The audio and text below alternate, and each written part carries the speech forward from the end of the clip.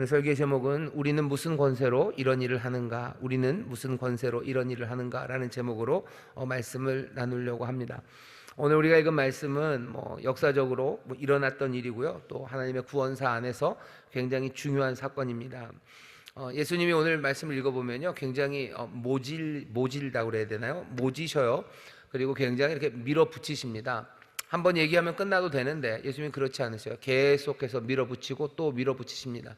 왜 대제사장들과 장로들에게 이렇게 계속해서 밀어붙이실까? 그만해도 되실 텐데 라는 생각이 들 정도로 예수님이 지금 계속해서 집요하게 대제사장들과 그리고 장로들을 그냥 보내지 않습니다.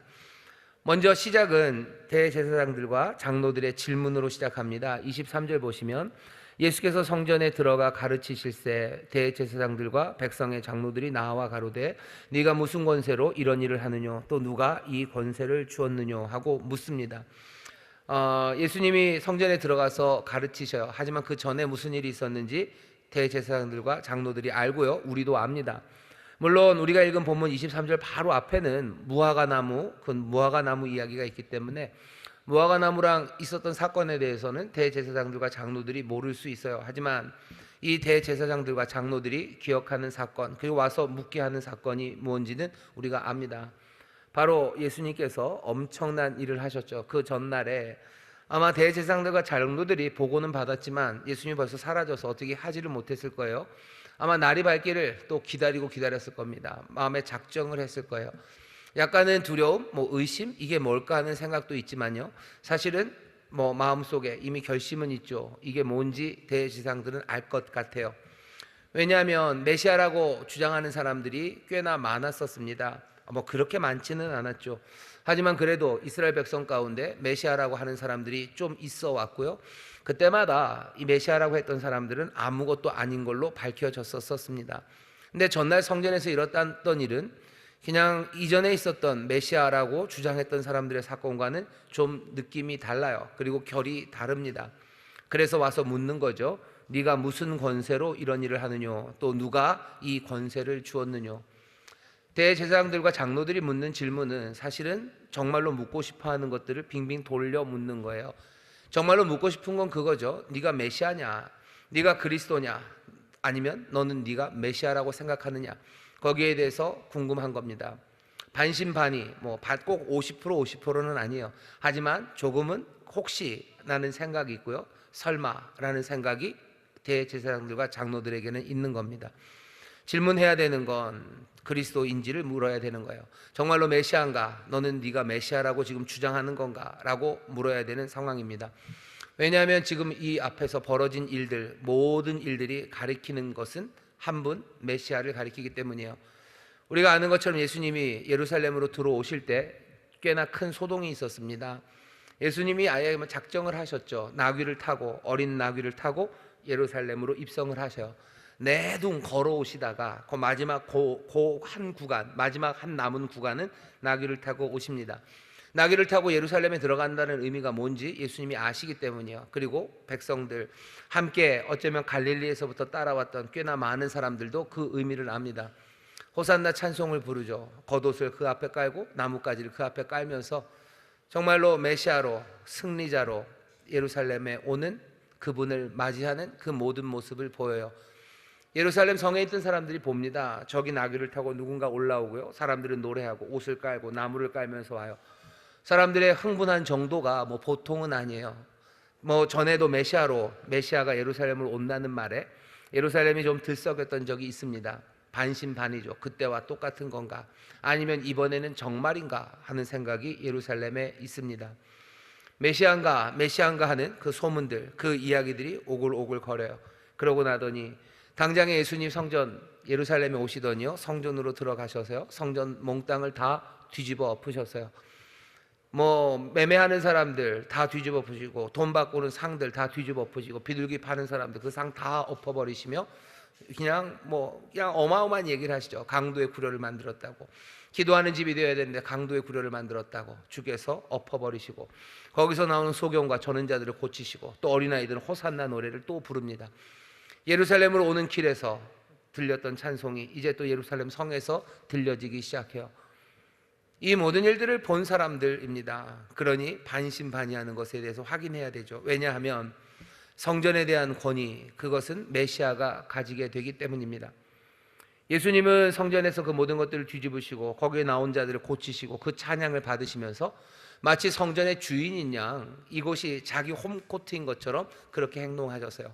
사실은 갈릴리에서 온 청년입니다. 마태복음을 쭉 보면 예수님이 그 전에 예루살렘에 오신 적이 없는 걸로 돼 있어요.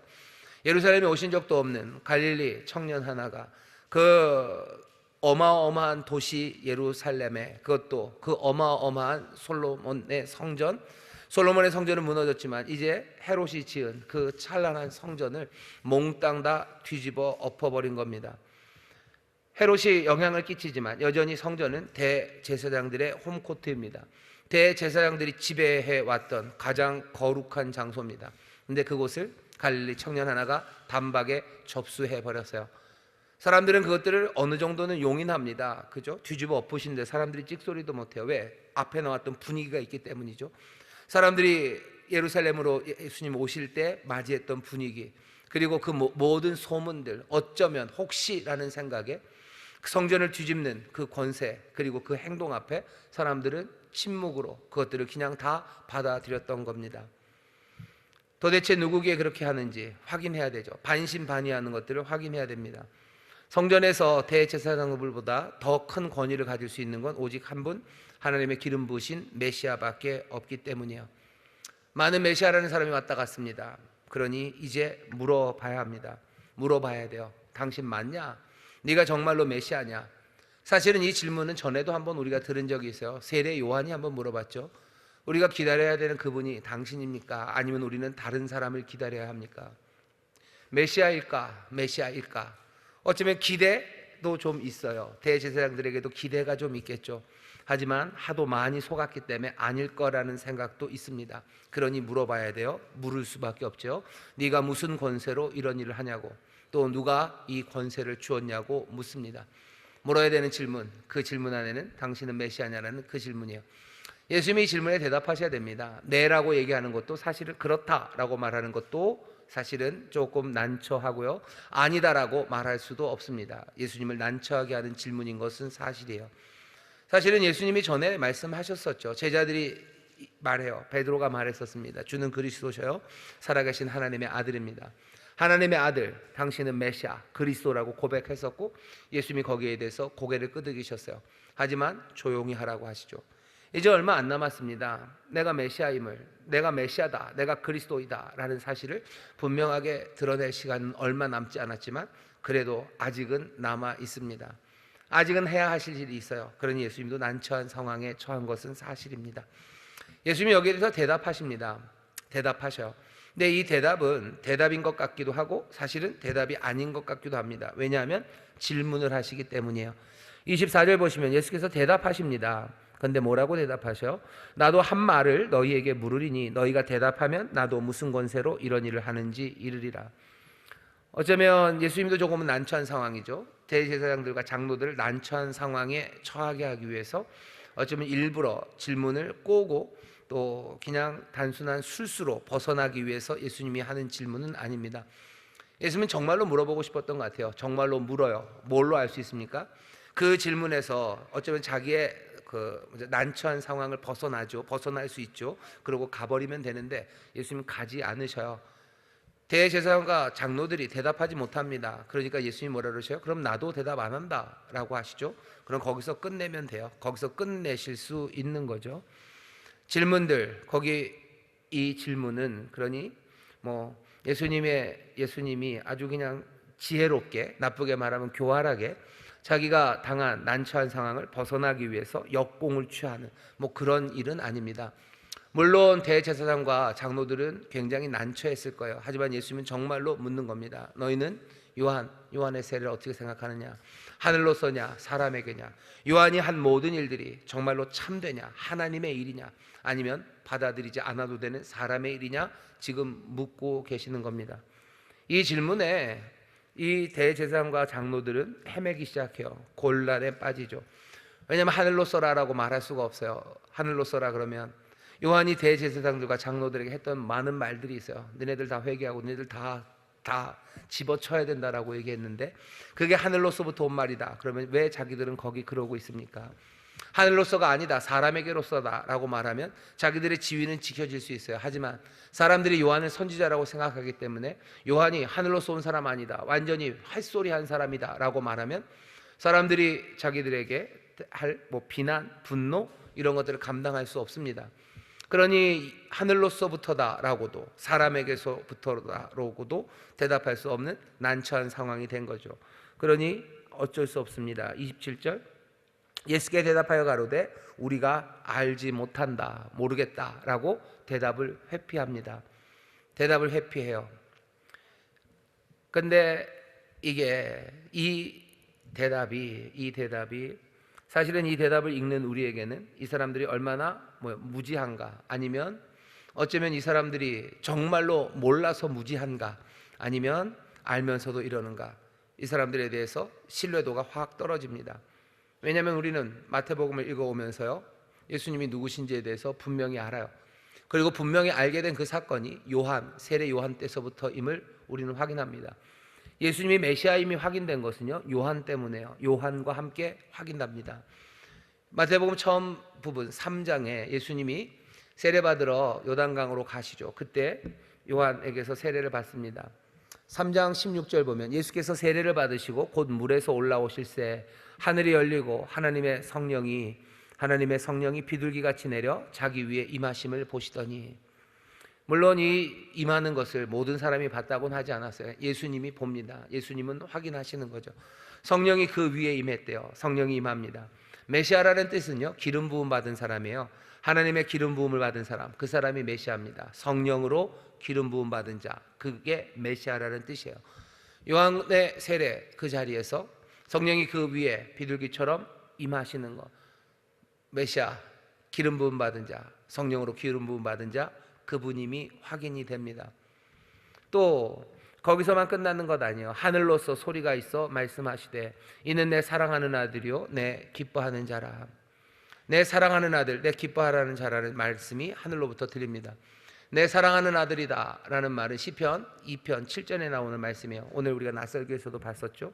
하나님이 모든 권세, 그 철장을 손에 쥐어주신 그분, 세상을 다스리고 세상을 구원할 그 모든 권세를 가지신 분, 그분은 아들이라고 불리울 뿐이죠. 여기 요한의 세례, 하늘로부터 들렸던 소리가 있습니다. 둘 다 똑같이 얘기해요. 하늘로부터 성령이 그 머리 위에 임합니다. 하늘로부터 소리가 있어 내 사랑하는 아들이라고 말합니다. 하늘로서부터 계속해서 메시아임이 증거되고 있어요. 대제사장들을 몰랐다고 칩시다. 하지만 정말로 요한이 한 일을 안다면, 정말로 요한을 안다면, 유대 지도자들이 요한이 하는 일을 제대로 이해했다면 예수님이 메시아임을, 그래서 성전뜰에서 그렇게 행동했던 것이 그냥 아무 권세 없이 한 것이 아니라 하늘로부터 받은 권세임을 알 수 있습니다. 근데 이 사람들은 와서 물어봤던 거죠. 어디서부터냐고. 하늘로부터임을 모릅니까? 요한을 안다면 너희가 알 텐데 요한은 하늘로부터냐 사람에게서냐. 그런데 제사장들은 대답을 하지 못합니다. 유대 지도자들은 그냥 그렇게 말할 뿐이에요. 하지만 예수님은 다시 한번 이 말씀을 읽는 우리에게 분명하게 확인해 주시죠. 여기 메시아가 그 앞에 서 있는 겁니다. 예수님은 메시아의 권위로 하신 거예요. 그 권세는 당연히 하나님 아버지로부터 받은 겁니다. 그래서 성전을 뒤집으신 거예요. 약속하신 그대로 성전 그곳에 오셔서 그곳을 새롭게 하시는데, 그냥 매움굴이 되었던 그 방들을 치워내고, 그리고 돼지 피가 드려졌던 그 제단을 청소하고 그 정도로 오신 것 아니에요. 오히려 성전이 되시기 위해서 오셨어요. 성전의 주인으로서 성전을 깨뜨리고 새 성전이 되시기 위해서 이 땅에 오셨어요. 자기의 몸을 깨뜨리시고 또 부활의 몸으로 하나님의 모든 은혜와 그리고 주 안에 거하는 이들에게 생명을 주시러 오신 분이요. 성전 안에서 하나님의 위로가, 성전 안에서 정말로 하나님의 용서가 주어졌던 것처럼 이제는 예수 그리스도 안에서 주의 놀라우신 위로와 주의 용서가 이루어집니다. 사람들은 생각하지도 못했던 이 놀랍고 비밀스럽고 이 위대한 역사를 이루기 위해서 주님은 오셨죠. 하지만 대제사장들은 그것을 받아들이지 못합니다. 예수님이 그냥 제사장들이 대답 못하는 것에, 봐라 니들 대답 못했으니까 나도 그냥 간다. 니들도 대답 못했지? 그럼 나도 안 해. 하고 그냥 마무리하셔도 돼요. 하지만 예수님 마무리하지 않으시고요, 그 다음에 28절입니다. 말씀을 이어가셔요. 그러나 너희 생각에는 어떠하뇨 하면서 질문하시면서 도망 못 가게 합니다. 또 다시 물으셔요. 도망 못 갑니다. 붙잡아 놓고 이야기하십니다. 28절 보면 한 사람이 두 아들이 있는데 맏아들에게 가서 이르되 얘 오늘 포도원에 가서 일하라 하니 대답하여 가로되 아버지여 가겠소이다 하더니 가지 아니하고 둘째 아들에게로 가서 또 이같이 말하니 대답하여 가로되 실소이다 하더니 그 후에 뉘우치고 갔으니 그 둘 중에 누가 아비의 뜻대로 하였느뇨 가로되 둘째 아들이니이다. 대제사장들과 장로들도 신기해요. 뭐 또 묻는다고 대답을 꼬박꼬박 합니다. 예수님이 질문하신 거예요. 아주 그냥 뻔한 질문이죠. 대답이 뻔한 질문을 하십니다. 이번엔 대답하기 쉬워요. 앞에 요한에 관한 이야기는 대답하기 어려운 질문이었어요. 그래서 난처해졌을 텐데 이제 메시아는 대제사장들과 장로들에게 대답하기 분명한 것을 얘기해 줍니다. 이건 분명한 거예요. 하지만 이 분명한 게 누구를 향해서 말하고 있는지 우리는 압니다. 간다고 대답했지만 가지 않은 사람, 가지 않겠다고 했지만 간 사람, 누가 제대로 된, 누가 하나님의 뜻대로 사는 사람이냐, 누가 아버지의 뜻대로 하는 사람이냐, 이 질문엔 대답을 피해갈 수가 없어요. 대제사장들이 대답할 수밖에 없습니다. 무슨 얘기입니까? 어떤 사람들은 처음에는 하나님 앞에 반항합니다. 하나님 앞에 반항하지만 결국은 요한이 말한 대로 회개한 사람들이 있어요. 어떤 사람들은 하나님 앞에 순종하는 것 같고 선택받은 사람들인 것처럼 보이지만 요한이 말한 그 회개의 일에 참여하지 않은 사람이 있습니다. 누구에 관한 이야기입니까? 어쩌면 여기서도 피해갈 수 있어요. 아 그래 그건 우리 얘기 아니고 그렇지 요한이 말한 대로 회개하면 돼. 우리가 회개한 사람이야. 우리는 그러니 괜찮아 라고 생각할 수 있죠. 예수님이 또 그냥 보내지 않으십니다. 이번엔 분명하게 얘기하셔. 예수께서 저희에게 이르시되 내가 진실로 너희에게 이르노니 세리들과 창기들이 너희보다 먼저 하나님 나라에 들어가리라. 여기 아니라고 얘기했다 간 사람, 그래서 정말로 아버지의 뜻대로 산 사람, 아버지가 회개하라고 하신 하늘의 말씀을 전한 요한의 뜻대로 한 사람이 누구냐? 세리와 창기예요. 그러면 간다고 했다가 가지 않은 사람은 누굽니까? 당연히 여기 있는 대제사장들과 장로들이죠. 예수님은 도망가지 못하게 해요. 그냥 바로 너희들이 바로 그 말 안 들었던 사람들이라고 분명하게 말하십니다. 혹시 못 알아들을까 봐 그러신 건가요? 앞에 예라고 얘기하고 안 간 사람 아마 그랬을 거예요. 그게 우리가 아닐 거라고 생각할 수 있어요. 우리는 회개했다고 생각하고 우리는 뭐 괜찮은 사람이라고 여전히 대제사장들과 그리고 서기 그 장로들은 생각하겠지만 예수님은 다시 한번 분명하게 얘기합니다. 아니 너희들, 바로 너희가 여전히 괜찮다고 생각하는 바로 너희가 아버지의 뜻대로 하지 않는 사람이라고 주님께서 분명하게 지금 말씀해 주시는 겁니다. 삶의 모습이 하나님의 뜻과 어긋난 것처럼 보이는 사람들, 세리와 창기였던 그 사람들, 어쩌면 그 사람들이 요한의 말을 듣고 그들의 생각과 삶의 방식을 바꿨어요. 회개했죠. 하지만 일하러 가겠다고 예의 바르게 말했지만 일하러 가지 않은 사람들, 그 사람은 대제사장들과 장로들입니다. 주님께서 이 사실에 대해서 분명하게 얘기를 하셔. 세상을 심판하시는 이가, 판단하시는 이가, 모든 것들을 꿰뚫어 보시는 이가 지금 그 앞에 서 있는 겁니다. 지금 이 사람들은 누구 앞에 서 있습니까? 메시아 앞에 서 있습니다. 세상을 구원하는 자, 세상을 심판하는 자 앞에서 지금 판단을 받고 있는 겁니다. 이 사람들이 얼마나 떨지 모르겠어요. 근데 나중에 보면 이 사람들은 마음에 찔리는 건 좀 있어도 떨지 않습니다. 메시아를 죽이려고 하는 거죠. 메시아의 판단, 그 판단에 대해서 자기들이 뒤집어 엎으려고 합니다. 주께서 우리에게 오셔서 우리의 삶을 향해서 하시는 말씀이 있어요. 우리는 그 말씀을 뒤집으려고 합니까? 아니면 도망가려고 합니까? 아니면 주가 하시는 그 말씀에 우리가 아멘으로 받고, 그 말씀이 정말로 요한이 회개하라고 했을 때도 회개한 사람들이요. 그리스도 주께서 우리에게 회개하라고 말씀하시면 회개해야 되는 것 아닙니까? 그런데도 대제사장과 장로들은 요한의 말, 그 말을 듣고도 삶이 변하지 않았어요. 분명히 하늘로부터 온 그 말씀을 듣고도 변하지 않은 사람들, 메시아 앞에 서서 그 말씀을 다시 듣지만 안타깝게도 회개하지 않습니다. 대제사장과 장로들이 이제 어떻게 무너지는지는 그 나중에 나올 거예요. 하나님의 심판이 이들에게 임합니다. 그 두려움의 이야기의 전조가 우리가 읽은 오늘까지의 말씀입니다. 오늘 말씀은 어쩌면 아주 간단해요. 그리고 분명합니다. 예수 그리스도, 예수가 메시아임을 분명하게 드러내시고 그것들의 반신반의하는 사람들에게 메시아임을 분명히 알리셔요. 분명히 알리시며 그들이 메시아를 영접하지 않음을, 하나님의 말씀을 순종하지 않음을 분명하게 드러내십니다. 이건 역사적인 설명이에요. 왜 십자가가, 왜 예루살렘이, 왜 대제사장들이 무너져 내렸는지에 대한 설명이 여기에 있는 겁니다. 하지만 오늘 말씀을 그렇게 그랬구나라고 어쩌면 이루어진 일에 대해서 이해하는 것, 그것도 중요하지만 하지만 오늘 말씀이 우리에게 직접적으로 주시는 메시지 그리고 도전이 있습니다. 그 도전은 이 두 사람 아들에 관한, 두 아들에 대한 비유, 거기에서 주어져요. 우리는 하늘로부터 오는 말씀에 제대로 반응하고 있는가요? 요한의 말에 제대로 반응하고 있는가? 요한에 반응하는가? 아니죠. 요한은 하늘로부터 온 사람들입니다. 우리는 하늘로부터 오시는 말씀, 그 말씀에 제대로 반응하고 있는가? 하늘로부터 온 요한이 아니라 하늘로부터 오신 예수 그리스도, 우리 주님께 제대로 반응하고 있는가입니다. 둘째 아들 같은지 물어봐야 돼요. 아니면 우리는 첫째 아들, 맏아들 같은지 물어봐야 합니다. 우리는 예라고 대답하고 순종이 없는 사람들인지 물어봐야 합니다. 예라고 대답하지만, 아멘이라고 대답하지만 다른 방향으로 가는 사람들이 우리들이 아닌지. 만약에 그렇다면 주께서 우리 앞에 서실 겁니다. 그리고 이 비유를 얘기하겠죠. 예라고 대답하고 안 간 사람, 아니라고 대답하고 간 사람, 누가 아버지 뜻대로 살아간 사람이냐라고 우리에게 물으실 거예요. 우리는 수많은 아멘, 수많은 예스를 주님 앞에 대답합니다. 어쩌면 예배 나오는 게 위험해요. 그죠? 너무 예배 많이 나오시면 여러분들 곤란합니다. 그래서 우리 성도님들은 아멘을 잘 안 하셔요. 그죠? 아멘 했다가 나중에 코 끼는 수가 생길 것 같으니 내가 못할 것 같은 건 아멘을 하지 말아야지 라고 어디서 배우셨는지 그렇게 배우신 것 같긴 한데, 우리가 예라고 대답하는 일이 참 많습니다. 그런데 우리가 예라고 대답하고 주님의 말씀, 하늘로부터 온 말씀에 제대로 반응하지 않을 때가 많아요. 고개를 끄덕이죠. 주께서 날카로운 검, 좌우의 날선 검처럼 우리의 심령과 골수를 찔러 쪼개면서 우리를 드러내셔요. 주 앞에 없는 것도 숨겨질 수가 없습니다.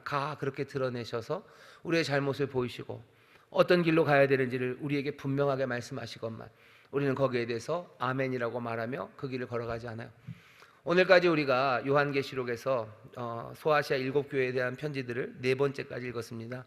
4번째까지 읽으면서 우리가 들은 말씀이 많아요. 에베소 교회는 뭐라고 얘기하셨어요? 처음 사랑 너희가 잃어버렸다. 처음 행위 그거 다시 회복하지 않으면 내가 너희에게 올 거다라고 얘기하시죠. 그때 처음 사랑 그리고 처음 행위는 어쩌면 에베소가 가졌던 그 전도의 열정이었다고 말씀을 드렸어요. 그러네.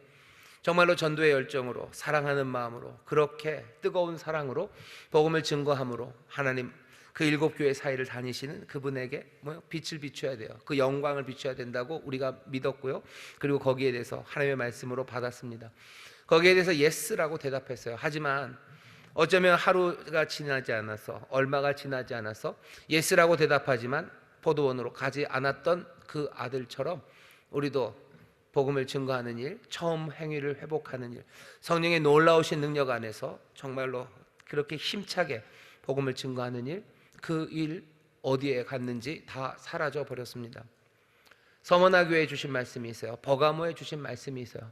그 모든 말씀들, 죽기까지 죽도록 충성하는 거죠. 생명을 내어놓고 주를 따르는 거죠. 날카로운 말씀, 그 말씀으로 내 삶에 아니라고 하는 것들을 잘라낸다고 내가 아멘 했는데, 내가 어느 것 하나에도 노라고 말한 적이 없어요. 어느 것 하나에도 노라고 말한 적이 없고, 세상이 슬금슬금 들어오는 것, 세상이 나를 환영하는 것에 노라고 말하고 날카롭게 잘라내기는 대신에 오히려 두 손 들고 눈 감고 그리로 따라갔던 적이 얼마나 많습니까? 예라고 말하고 가지 않았던 사람들, 그게 우리의 반응이라면 오늘 이 말씀이 우리에게 분명히 주는 도전입니다. 메시아 앞에 설 거예요. 집요하게 주님이 따지십니다. 그냥 보내지 않으셔요. 내가 누구인지를 분명히 확인하게 하셔. 세리와 창기는 제대로 된 사람이고 너는 아니다 라고 말씀하시는 거예요. 엉망이 되었던 사람들이어도 주의 말씀 따라 살아가기 시작하는데, 하나님의 자녀라고 하며 거기에 예스를 하고 따라가지 않는 너는 누구냐고 주님이 보내지 않으십니다. 집요하게 물어붙이십니다. 오늘 이 저녁에 이 말씀을 우리에게 주시는 것도 그거예요. 주님 만만한 분 아니셔요. 주님은 왜 그러셔요? 왜 그러셔요? 우리가 가장 좋게 생각하면 주님이 우리를 사랑하시기 때문이요. 물고 놓지 않으십니다. 그냥 보내지 않으셔요. 어쩌면 오늘이 기회라고 생각하시는 거죠. 대제사장과 장로들이 그 앞에 선 것, 이것이 기회입니다. 예수님이 이들을 죽이려고 하시는 건 아니에요. 잘못한 건 분명합니다. 하지만 왜 떠나지 못하게 하는 거예요? 바로 너희가 그 사람들이라는 걸 이 사람들에게 분명히 확인시켜주고 싶으신 거예요. 반신반의, 메시아에 대해서 반신반의할 게 아니라 너희가 누군지에 대해서 반신반의하면 안 돼요. 주가 그리스도이심을 분명히 알아야 되죠. 그리고 내가 정말로 주의 말씀에 순종하고 내가 어쩌면 주의 말씀에 순종하지 아니한 죄인이라는 사실을 반신반의가 아니라 확인시키시려고 예수님은 묻고 또 이야기하시고 또 분명하게 그것들을 말씀하시는 겁니다. 오늘 주께서 우리를 놓지 않으시면 그건 복 있는 사람입니다. 주께서 우리를 밀어붙이시면 그건 우리가 복 있는 사람이에요. 내가 주의 말씀에 어떻게 반응했는지 다시 한번 생각하셔야 돼요. 나는 예스라고 대답해 놓고서 내가 가지 않은 일이 얼마나 많은지 확인해야 됩니다. 오늘 두아디라 교회에 대해서도 함께 얘기했어요. 부순다고 그랬죠. 내가 부수는 권세를 나에게 주셨어요. 나로 하여금 끝까지 주의 일을 나로 붙잡으라고 하시는데 내가 정말로 세상을 부수는 그 권세 있는 끝까지 주의 일을 붙잡는 그 일을 내가 하고 있는지, 아니면 나는 어느샌가 주의 일 말고 다른 일들, 다른 수고들에 내 삶을 바치는지 생각해야 되는데, 나는 주의 일을 붙잡는 것 말고 다른 목적, 다른 일들, 다른 일이라고 하는 것, 그것 따라가는 사람들, 그렇다면 주께서는 오늘 다시 한번 우리를 도전하고 계십니다. 예라고 대답하고 다른 방향으로 가고 있는지 주님이 우리에게 지적하시고 도전하셔. 오늘 우리가 함께 기도하는 가운데 진리의 영이신 성령께서 우리를 인도하시고 우리를 책망하시는 가운데 깨닫게 하시는 것들은 다른 것 아닙니다. 내가 예라고 대답하고 내가 가지 않은 것이 무엇인지 나에게 돌아보게 하실 거예요. 주께서 그 은혜를 주시면 여러분들 다시 한번 그 세리와 창기들처럼 삶과 생각을 바꾸는, 그렇게 회개하는, 돌아서는, 그래서 이기는 성도님들 되시기를 주의 이름으로 축원합니다. 또 하나 조금은 다른 결이에요. 다른 결이지만 이렇게 물을 수 있습니다. 예수님에게는 제사장들과 장로들이 와서 물어요. 너는 무슨 권세로 이런 일을 하냐? 무슨 권세로 이런 일을 하냐고 묻습니다. 우리가 예수를 따라가는 사람들이에요. 우리도 그리스도의 일에 부름받아서요, 주가 맡기신 일을, 게다가 하나님의 자녀의 권세로 성령의 능력으로 행하며 나가는 사람들입니다. 그렇다면 우리가 들어야 될 사람들의 질문은 너희는 무슨 권세로 이런 일을 하는가? 라는 질문이어야 합니다. 무슨 권세로 이런 일을 하는가? 다시 말하면 뭐야? 네가 메시아냐? 넌 도대체 누구냐? 네가 뭔데? 라는 말이 들려오기 시작해야 돼요. 그런데 아무도 우리에게 그런 말을 묻지 않는다면 다시 한번 생각해 봐야 합니다. 사람들이 그렇게 물을 만한 일을 우리가 하지 않는 거죠. 오늘 낯설교를 하면 우리는 부수지 않기 때문이에요. 우리는 뭔가를 부술 권세, 우리의 손에 철장을 들려주시고요, 예수님이 그러셨던 것처럼, 아버지로부터 받아서 그러셨던 것처럼 세상을 부수기 시작할 때, 여기 지금 제사장과 장로들이 와서 물어보잖아요. 넌 무슨 권세로 그렇게 하냐? 우리도 그 쇠막대기를 들고 질그릇들, 그 항아리들을 다 부수기 시작할 때 세상이 와서 물을 겁니다. 너는 무슨 권세로 이 일을 하느냐? 어쩌면 그렇게 묻는다면 예수님처럼 요한의 얘기를 할 필요는 없을 거예요. 우리는 무슨 얘기하면 됩니까? 예수님 얘기하기 시작하는 거죠. 예수님의 권세로, 그리스도, 그 놀라우신 하나님의 아들, 이 땅의 구원자, 이 땅의 모든 권세를 가지신 그분이 내게 주신 권세로 내가 지금 부수고 있다고 말하고, 그리고 말할 수 있어야 합니다. 문제는 뭐예요? 아무도 묻지 않아요. 왜? 뭐 하나 부수는 게 없기 때문이에요. 뭘 좀 부숴야 누가 와서 물어보죠. 뭘 좀 엎어버려야 누가 와서 물어보죠. 없는 일도 없고 부수는 일도 없는데 아무도 와서 묻지 않아요. 그러니 예수의 사람이라는 티가 한 개도 안 납니다. 어떤 사람들은 그래요. 티 나면서 뭐 믿을 필요가 있을까? 티를 내려고 해서 내는 건 아니죠. 손에 철장을 들고 그리고 그 항아리들을 깨기 시작하면 사람들은 와서 묻습니다. 성전에 와서 그 상을 엎으면 사람들은 와서 물을 수밖에 없어요. 우리는 질문받는 사람들이 될 수밖에 없어요. 와서 물어야 돼요. 너는 도대체 뭐냐는 거죠. 너는 아까도 말씀드렸지만 부수는 그 일이 뭐 폭력적인 힘, 뭐 그런 폭력적인 힘으로 하는 것은 아닙니다. 예수님께서 세상을 부수실 때 어떻게 부수셨는지 우리는 알아요. 겸손함으로 부수셨어요. 의로 부수시고 하나님의 말씀에 대한 순종으로 부수시고 은혜로 부수시고 사랑으로 부수셨어요. 우리가 그렇게 부수는 일들, 그 부수는 일들이 우리 가운데 일어나야 되겠죠. 너는 뭔데 내 삶을 허무르냐고 물어봐야 돼요. 당신이 넌 도대체 뭔데? 네가 뭔데 내 삶을 이렇게 무너뜨리냐고. 내가 걸어갔던 길들을 왜 멈추게 하냐고. 어쩌면 내 이 절망에 안주하는 삶에서 네가 뭔데 나를 끌어내냐고 사람들이 물어봐야 돼요. 그때 우리는 뭐라고 대답해야 된다고요? 그냥 예수의 권세로, 주님이 나에게 주신 권세로, 그 힘으로 나는 이 일을 한다고 대답하는 사람들, 그런 사람들이 되어야 합니다. 오늘 설교의 제목이 우리는 무슨 권세로 이런 일을 하는가? 이런 질문을 받기 시작하는 성도들이 되어야 합니다. 이런 질문을 받기 시작하는 예수의 사람들이 되어야 합니다.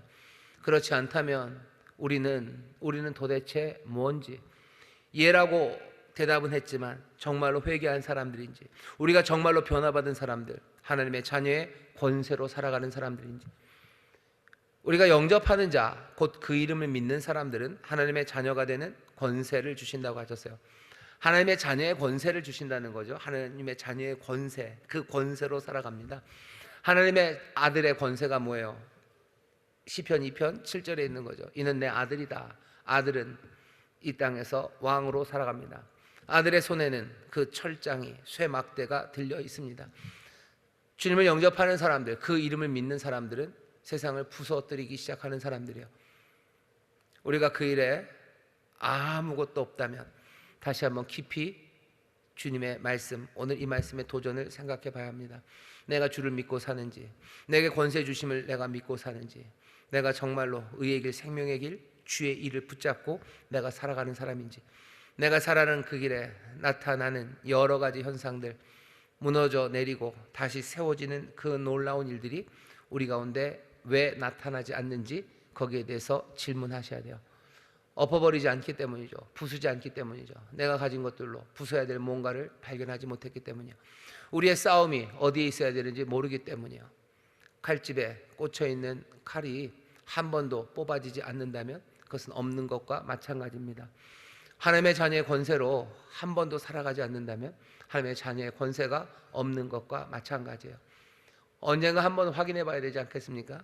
내 손에 정말로 하나님의 권세가 들려있는지, 내가 지금 이 칼집에 칼자루를 이걸 잡고 있는데 정말로 여기에 놀라운 검이 여기 들려있는지, 내게 날카로운 검이 있는지, 내게 그 쇠뭉치가, 쇠막대기가 내게 들려있는지 확인하기 시작해야 됩니다. 의의 길을 따라 주님이 기뻐하시는 그 일을, 하나님의 뜻을 위해서 여러분들 그렇게 달려가시기 시작하셔. 그때 엎어지는 일이, 부서지는 일이, 그리고 사람들은 와서 묻기 시작할 겁니다. 너는 무슨 권세로 이런 일을 하냐고. 너는 도대체 무슨 권세로 이런 일을 하냐고. 너는 누구냐고 묻기 시작할 겁니다. 예수님처럼 대답하시면 돼요. 메시아 하나님의 권세를, 주님의 권세를 말씀하시기 시작하면 됩니다. 우리 인천순목의 모든 성도들이, 특별히 오늘 하모니 가족 찬양 예배 나온 우리 사랑하는 성도들이 정말로 그런 질문을 받는 사람들이 되기를 바랍니다. 당신은 누구시길래 이런 일을 행하시냐고. 넌 누구길래, 무슨 능력과 무슨 권세가 너에게 있냐고. 성령님이 주시는 권세요. 주께서 우리에게 주시는 그 권세입니다. 우리가 어떤 사람인지 아시고 그 권세에 대해서 예스라고 대답하셨으면 칼집에 칼을, 그 쇠뭉치를 조용히 품고 있지 마시고 그 말씀으로 살아가시고 그 권세로, 그 든든함으로 하나하나 새 일을 행하며 나가는 우리 모두가 되기를 주의 이름으로 축원합니다. 기도하겠습니다. 하나님 감사합니다. 우리가 살아가는 삶이 하나님의 자녀로서의 삶입니다. 하나님의 아들에게 철장, 쇠막대기를 쥐어 주신 것처럼 우리의 삶에 하나님의 권세가, 그리고 놀라우신 능력이 함께함을 믿습니다. 하나님의 자녀의 권세로 살아가는 이들 되기 원합니다. 정말로 이 땅에 누구의 권세로 이 일을 하냐는 질문이 우리에게 하나하나 들려지기 시작할 때 주의 이름을 높이며 주의 영광을 드러내는 우리 모두가 되게 하여 주옵시고, 그 하나님의 영광, 그 안에서 기뻐하고 감사하는 우리 모든 성도들과 우리 교회가 되게 하여 주옵소서. 감사드리며 예수님 이름으로 기도하옵나이다. 아멘.